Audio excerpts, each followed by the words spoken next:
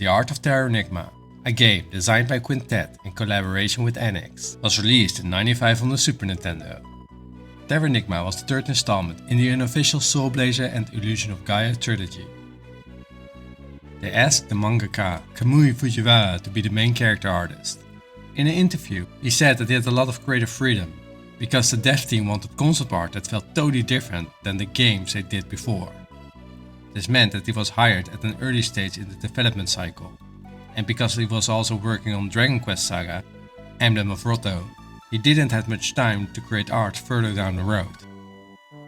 Indeed, many of the details were still blank to him, so he just wanted scenarios that looked cool to him.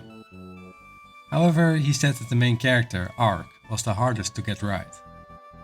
He also worked on some of the animation, and while he did all the character art, he admitted that his appreciation for his characters grew after he actually played the game near the end of the dev cycle.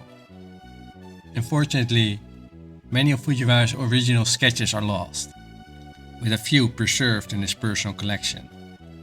Despite so, he shared that if he were to redesign Ark in a remake, he would give him blue hair to represent Earth's incarnation.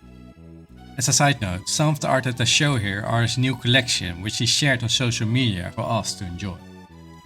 To touch upon an interview with the director and scenario writer, the team aimed to create an epic world centered on themes of destruction and creation.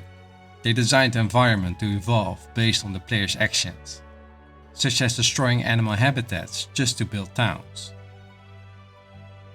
As you can imagine, they invested a lot in developing multiple player choice scenarios, and were forced to work around the technical limitations of the SNES cartridge to make it all possible.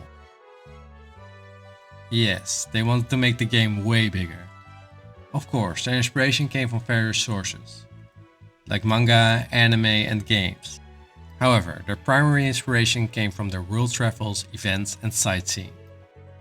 There's also manga art related to Terranigma, in which Fujiwara only stated that he left some feedback notes for the other artists to expand on. However, if you're a true manga fan and want some real epic art of Terranigma, man, I got a treat for you, bro. Look at this. Awesome, right?